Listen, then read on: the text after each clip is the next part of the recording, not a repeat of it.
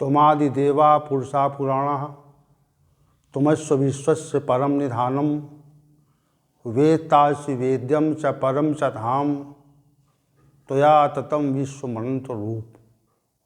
वायुर्यमग्निवर्णः शशांकः प्रजापतिस्त्वं प्रपितामहस्य नमो नमस्तेस्तु सहस्रकृत्वा पुनश्च भूयोपि नमो नमस्ते। भगवद गीता के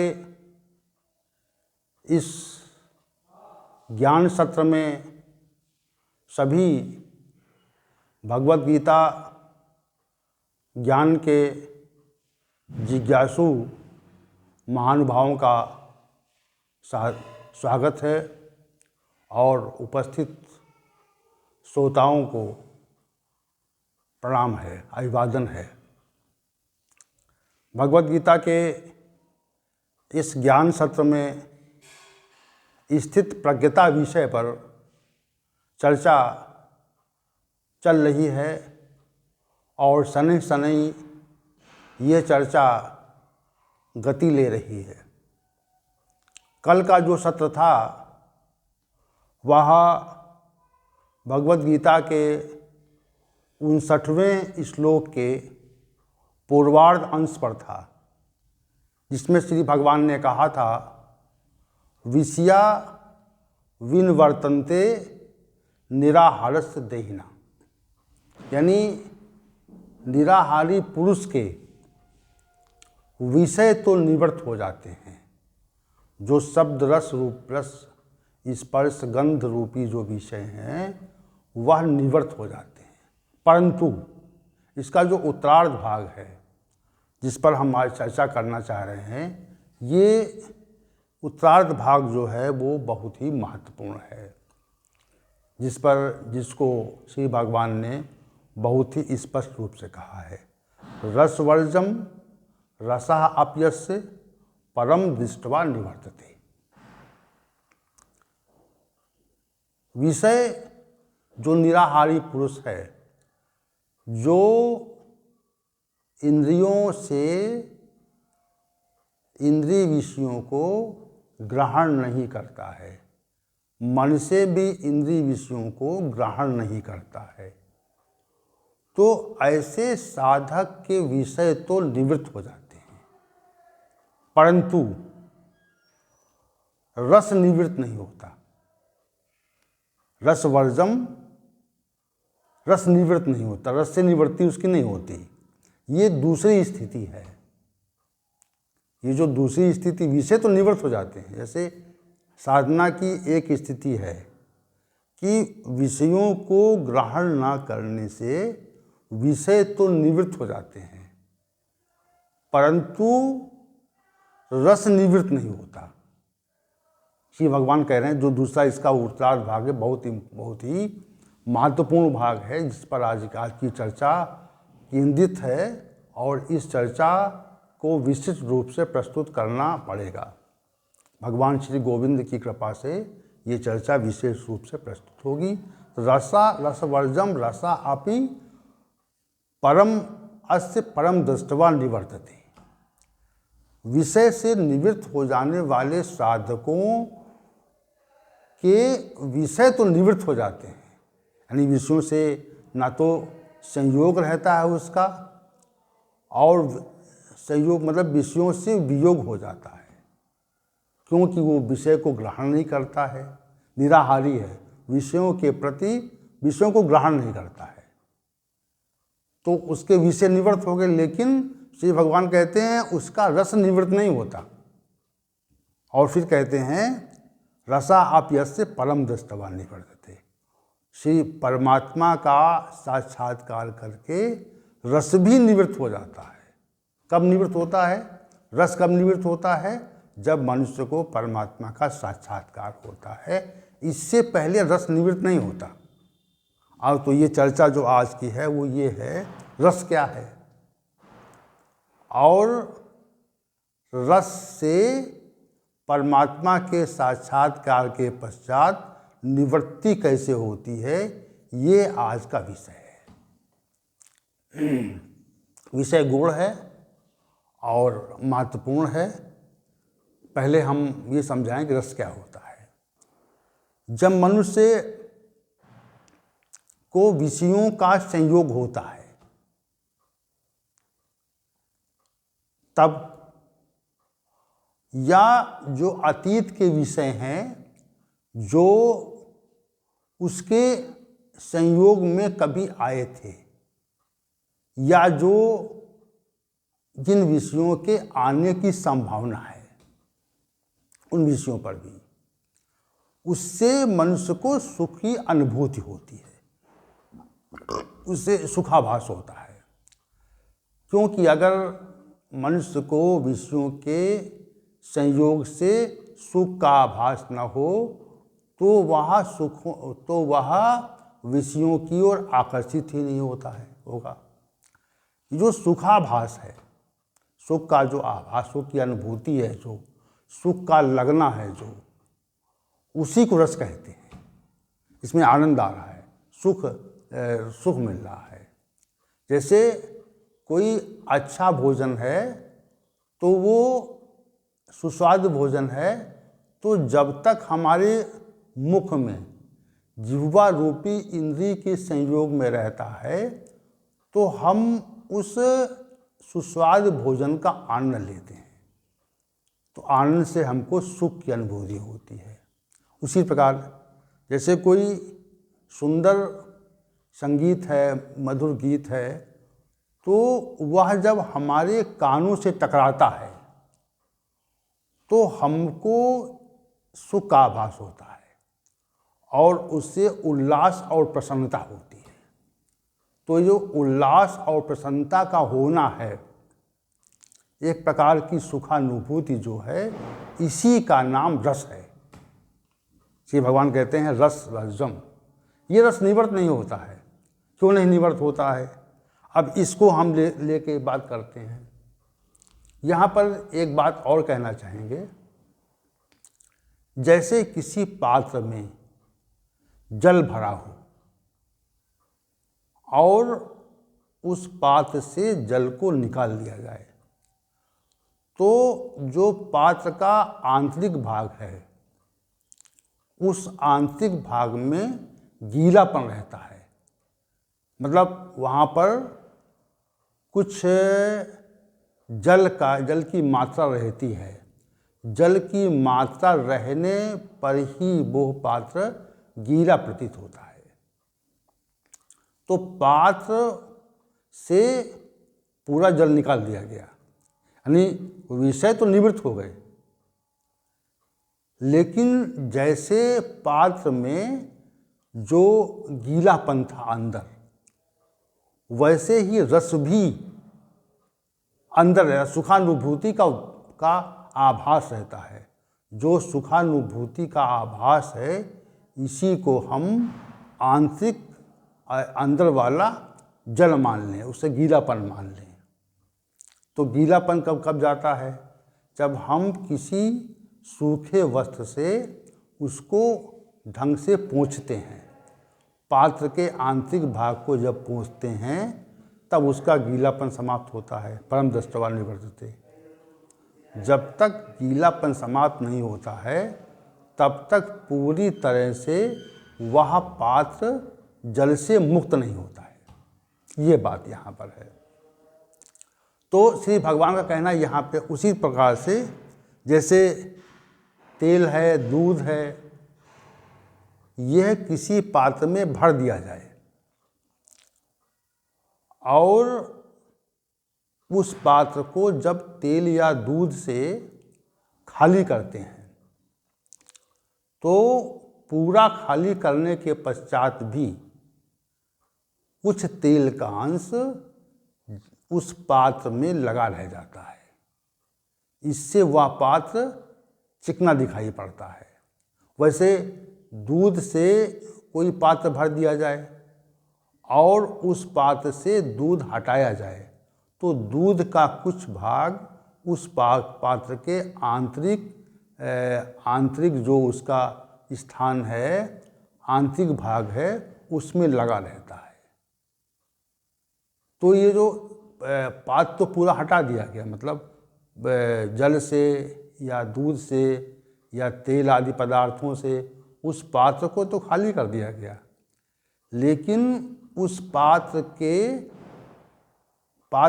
आंतरिक भाग पर जल का, तेल का या दूध का कुछ भाग रह जाता है, तो वो प्रतीत होता है।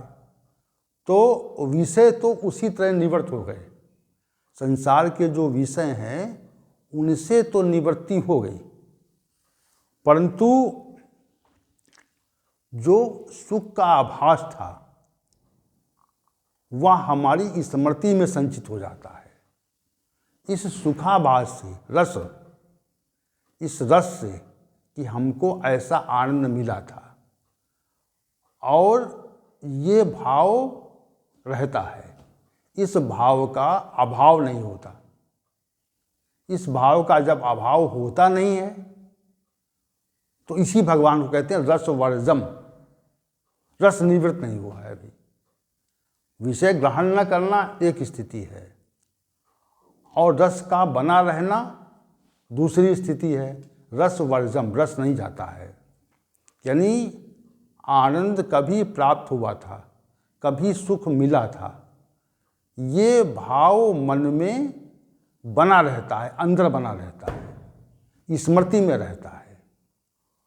वो भाव मिटता नहीं है, उस भाव का समापन नहीं होता है। कब तक नहीं होता है?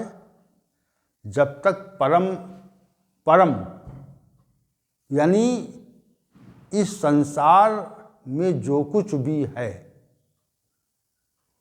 उससे परे, या इस संसार को जिस सत्ता ने निर्मित किया है उस सत्ता का, या इस संसार को जो सत्ता चलाती है उस सत्ता का, या जो सत्ता इस संसार के परे है, जहाँ तक हमारी दृष्टि और कल्पना नहीं जा पाती है उस सत्ता का, या जो सत्ता हमारी इंद्रिय विषयों से अतीत है, हमारी इंद्रिय विषयों की पहुँच वहाँ तक नहीं है,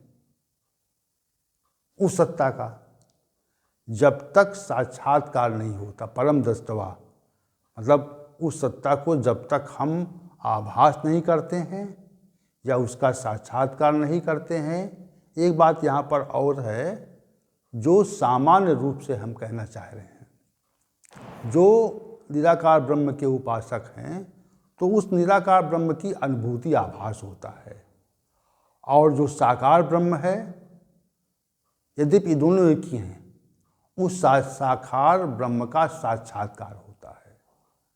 तो यहाँ पर दोनों भाव हैं। श्री भगवान ने जो परम पद प्रयुक्त किया है वह निराकार की ओर भी साकार की ओर भी। देखिए, निराकार एक सत्ता है जो हमको प्रतीत नहीं होती है, प्रतीत न होकर के भी उसका कार्य प्रतीत होता है, उसकी व्यवस्था प्रतीत होती है, उसका संचालन प्रतीत होता है, उसकी सृष्टि प्रतीत होती है, रचना प्रतीत होती है, सब प्रतीत हो रहा है, लेकिन वो अप्रतीत है, वो अव्यक्त है। तो ऐसी सत्ता को हम आकार रहित मान लेते हैं कि उसका आकार ही नहीं है, लेकिन उसका जो आकार है वह आकार जो है इस समग्र संसार के रूप में प्रतीत हो रहा है, प्रकट हो रहा है। उसका आकार तो है और वो प्रतीत नहीं हो रहा है, लेकिन अप्रतीत है, वो व्यक्त नहीं है, अव्यक्त है वो, लेकिन उसका कार्य व्यक्त हो रहा है, कार्य प्रकट हो रहा है, कार्य हमें दिखाई पड़ रहा है। तो ऐसी सत्ता की अनुभूति या आभास होता है, या ऐसी सत्ता का साक्षात्कार होता है। दो तथ्य यहाँ पे हैं। अब चूंकि ये साधना की पराकाष्ठा का विषय है कि हम कहाँ तक पहुँचे, हम परमात्मा के साक्षात्कार के मार्ग पर कितना आगे बढ़ चुके हैं, या हमारा उससे नित्य संयोग हो पाया है या नहीं हो पाया है। दो बातें यहाँ पे हैं। अभी अनित्य है यानी साधक हैं, और या हम उसके नित्य संयोग में आ गए हैं, उसकी परिधि में आ गए हैं। नित्य संयोग होना और अनित्य संयोग होना। अगर अनित्य संयोग है तो आप साधक हैं, और अगर नित्य संयोग है तो आप सिद्ध हैं। तो ये दो बातें, चूँकि ये विषय जो है ये गूढ़ विषय है और इसको कहते हैं अचिंत्य स्वरूप है, और वो चिंतन का विषय नहीं है और अनिर्वचनीय है। उसका जो वर्णन है वह वचन से, वाणी से संभव नहीं है। लेकिन जहाँ तक वाणी जाती है वह भगवान गोविंद की कृपा से ही जाती है। हम जो कह रहे हैं, हम जो कहना चाह रहे हैं, या हमारे वाणी में जो विषय आ रहा है उस परमात्मा के प्रति, वो भगवान गोविंद की कृपा से ही आ रहा है। ऐसे नहीं आ रहा, अनायास नहीं आ रहा है। चूँकि उनकी शरण में बैठे हैं और हम उस विषय को प्रकाशित करने की इच्छा करते हैं, तो हम उस विषय को जब प्रकाशित करने की इच्छा करते हैं तो जो ये प्रकाशित करने की इच्छा है, उस प्रकाशित करने की जो हमारी आकांक्षा है, उसको जो शक्ति और गति देने का जो कार्य है वो भगवान गोविंद की कृपा के बिना नहीं हो सकता। उसकी कृपा से ही संभव हो सकता है, और संभव हो रहा है। तो यहाँ पर जो श्री भगवान ने कहा परम, परम को दृष्टवा देख करके, परम रस तो निवृत्त नहीं होता, रस वैसे निवृत्त नहीं होता। कैसे निवृत्त होता है? श्री भगवान ने कहा रसा अपयस्य परम दृष्टवा निवर्तते। उस परमात्मा का साक्षात्कार करके, उस परमात्मा का, उस परम सत्ता का आभास करके, ये जो रस बचा है, जो पात्र के अंदर गीलापन है, जल के भाग का, दूध के भाग का, तेल के भाग का जो गीलापन अंदर का है, वो हो परमात्मा की अनुभूति से, उसके आभास से, उसकी नित्यता, नित्य संयोग से, उसके साक्षात्कार से रस भी निवृत्त हो जाता है। ये श्री भगवान का अर्थ है, रसवर्जम रसा अभ्यस्य परम दृष्टवा निवर्तते। तो ये जो उसका उत्तरार्ध भाग है, विशिष्ट है। अभी चर्चा इस पे और चलेगी कि रसवर्जम रसा अभ्यस्य परम दृष्टवा निवर्तते। तो एक साधक ने अपने को इंद्रिय विषयों के संयोग से विमुक्त कर लिया। इंद्रिय विषयों के संयोग से वो वियोगित हो गया, परंतु वियोगित होने के पश्चात भी उसमें रस की मात्रा बची हुई है। रस की मात्रा जो बची हुई है उसका विनाश, जैसे किसी पात्र में जल भरा हो और जल भरने पर उस पात्र का समस्त जल बाहर कर दिया जाए, तो उसमें जो गीलापन है वो या तो किसी सूखे कपड़े से, वस्त्र से साफ करने से उसका गीलापन समाप्त होता है, या उसमें अग्नि का ताप देने से वो गीलापन समाप्त होता है। वैसे समाप्त नहीं होता। दुग्ध आदि का जो अंदर जो पात्र में रह जाता है उसको भी हम विशेष प्रक्रिया से ही साफ कर पाते हैं। जो तेल आदि का जो भाग रह जाता है पात्र के अंदरूनी भाग पर, उसको भी किसी विशेष वस्तु से ही साफ करते हैं। तो वैसी जो विशेष वस्तु है, रस रूपी विकृति को जो स्वच्छ करने की जो का जो साधन है, जो कपड़ा है, जो अग्नि है, अन्य जो साधन है, वह परमात्मा है। परम दृष्टवा निवर्तते। उसके बिना रस नहीं निवृत्त होता। श्री भगवान यहाँ कह रहे हैं उसके बिना रस निवृत्त नहीं होता। आप साधना से, अष्टांग योग की साधना से और साधना से जो कर सकते हैं आप, उन सब से आप विषयों को तो विषयों के संयोग का वियोग तो प्रकट कर सकते हैं, परंतु जो रस है, जो गीलापन अंदर है, उस गीलेपन का समापन करने के लिए आपको परम का साक्षात्कार करना ही पड़ेगा। ऐसा से भगवान गोविंद का स्पष्ट कथन है। रसवर्जम रसापि अपि अस्य परम दृष्टवा निवर्तते। तब तक निवर्तित नहीं हो रहा है जब तक उस परम का साक्षात्कार नहीं हो रहा है। परम के साक्षात्कार के हुए बिना आपका रस जो है, जो आपने इंद्रिय विषयों के संयोग से आनंद और सुख की अनुभूति की है, उसका आभास जो हुआ करता है, उसकी निवृत्ति परमात्मा के साक्षात्कार के पूर्व नहीं होती। ये श्री भगवान कह रहे हैं रसवर्जम, रस निवृत्त नहीं होता। और कैसे निवृत्त होता है? रस आपी परम दृष्टवा निवर्ते। अब होता क्यों ऐसा है, इस ये विषय उठाएंगे। क्यों होता है? जैसे एक कोई वस्तु, एक कोई व्यक्ति, एक कोई स्थिति हमें प्राप्त हो जाए, जैसे कि हमने, जैसे इसमें पहले उल्लेख ये है कि हम विषयों से निवृत्त हो गए, विषयों को ग्रहण नहीं कर रहे हैं, तो एक स्थिति है ये। अब इसको समझाने के लिए कि ये कह रहे हैं कि हमें कोई वस्तु, व्यक्ति, स्थिति प्राप्त हो जाए और वह व्यक्ति, वस्तु, स्थिति जो प्राप्त हुई है, उस व्यक्ति, वस्तु, स्थिति से विशिष्ट कोई अच्छी चीज़ प्राप्त हो जाए, तो हम जो पहले प्राप्त हुई थी, उस प्राप्त हुई व्यक्ति, वस्तु, स्थिति की उपेक्षा करने लगते हैं। ये मानव का स्वभाव है। जैसे हमें कोई धन प्राप्त हो जाए और उसके पश्चात हमको कुछ और ज़्यादा धन प्राप्त हो जाए, तो जो पहले प्राप्त हुआ था उस धन की उपेक्षा होने लगती है। कोई वस्तु प्राप्त हो जाए, वो कम मूल्य की हो, और कोई बहुत मूल्य की वस्तु प्राप्त हो जाए, तो जो पहले कम मूल्य की वस्तु प्राप्त हुई थी, उसकी उपेक्षा हम स्वतः करने लगते हैं।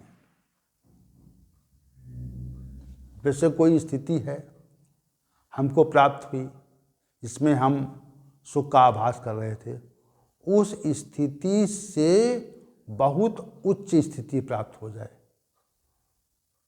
तो हम पहले जो स्थिति प्राप्त थी, उस स्थिति की उपेक्षा करने लगते हैं। ये मानव का स्वभाव है। अब यहाँ पर क्या है, जो हमको आनंद का आभास हो रहा था, जो हमको सुख की अनुभूति हो रही थी, उस सुख की अनुभूति से असंख्य गुना सुख की अनुभूति उस परमात्मा के साक्षात्कार में होने लगी। जब होने लगी तो जो पहले की जो सुखानुभूति थी वह स्वतः ही समाप्त हो गई। ये मानव का स्वभाव है। यहाँ पर श्री भगवान का कथन यहाँ पे यही है कि जो सुखानुभूति आप सांसारिक विषयों में, अर्थों में कर रहे थे, उस सुखानुभूति से असंख्य गुना सुख की अनुभूति, आनंद का आभास जो है, वह परमात्मा के साक्षात्कार के उपरांत होता है। यह वह सिद्ध पुरुष उसका अनुभव करता है कि उसको साक्षात्कार हुआ। और इसीलिए जो सिद्ध पुरुष हैं, इस संसार को नगण्य मान लेते हैं और परमात्मा की अनुभूति के उपरांत संसार के संयोग से अपने को विमुक्त करना चाहते हैं। संसार का संयोग नहीं चाहिए उनको, संसार का संयोग उनको अब नहीं चाहिए, क्योंकि संसार के संयोग से बहुत अच्छा संयोग उस परमात्मा के नित्याभास से हो रहा है। इसलिए यहाँ पर उस रस का जो हमने अनुभव में किया है, तो उस रस से असंग गुना सुख का आभास परमात्मा के नित्य संयोग से होने लगता है। इसलिए ऐसा है। श्री भगवान कहते हैं रसवर्जम रसा अप्यस्य परम दृष्टवा निवर्तते। अब ये स्थिति, इसमें साधना भी है और इसमें साधन भी है और इसमें लक्षण भी है, दोनों बातें हैं इसमें। साधना क्या है? साधना में मनुष्य साधक ये प्रयास करता है कि इंद्रिय विषयों के संयोग से अपने को पृथक करे। उसके अर्थ विषयों से जब पृथक कर लेता है मनुष्य अपने को, तो जो सुखानुभूति का जो भाव रहता है, जिसका श्री भगवान रस के नाम से वर्णन कर रहे हैं, जिस सुख का वर्णन श्री भगवान रस के नाम से कर रहे हैं, तो उस रस को समाप्त करने के लिए हम परमात्मा की ओर बढ़ने का प्रयास करें। ऐसा है कि जब साधना के मार्ग पर साधक चलता है, तो वहाँ पर एक गुरु की या एक निर्देश करने वाले महान भाव की आवश्यकता होती है, आचार्य की आवश्यकता होती है। इसको किसी भी प्रकार से हम उपेक्षित नहीं कर सकते। इसमें दो बातें हैं। एक बात तो ये है कि हम स्वयं शास्त्रों के अध्ययन से उधर बढ़ें, और दूसरा है कि हम किसी के साथ रह करके उसके नियंत्रण में, उसके निर्देश में आगे बढ़ें, जिसको आचार्य गुरु कहते हैं। या तीसरा है कि हम परमात्मा की शरणागति हो करके उधर आगे बढ़ें, मार्ग कोई भी हो। तो जब साधक आगे बढ़ता है, संसार के अर्थों के संयोग का वियोग करने लगता है जब तो परमात्मा उसे वो मार्ग स्वयं दिखाता है कि आप यहाँ तक पहुँचे हैं और इसके आगे ये मार्ग, इसके आगे ये मार्ग, इसके आगे ये मार्ग है। तो वो मार्ग स्वतः प्रतीत होता है। जैसे हम कहीं अंधकार में जा रहे हैं, तो जैसे जैसे प्रकाश पड़ता है, आगे किसी वाहन से जाते हैं, जैसे जैसे प्रकाश पड़ता है, वैसे वैसे आगे का मार्ग स्वतः ही प्रतीत होने लगता है। ऐसा साधना में होता है कि अब लक्ष्य कितनी दूर है। अब लक्ष्य को तय करने के लिए हम चलते हैं, आरंभ करते हैं चलना। तो साधना में जब आरंभ करते हैं, तो साधना आरंभ होने के साथ ही आप पर परमात्मा की दृष्टि पड़ती है कि ये व्यक्ति साधना के पथ पर चल रहा है। तो साधना के पथ पर चलने से वो परमात्मा वह ज्ञान देता है जिससे आपको परमात्मा की निकटता तक पहुंचने में सहजता हो जाती है।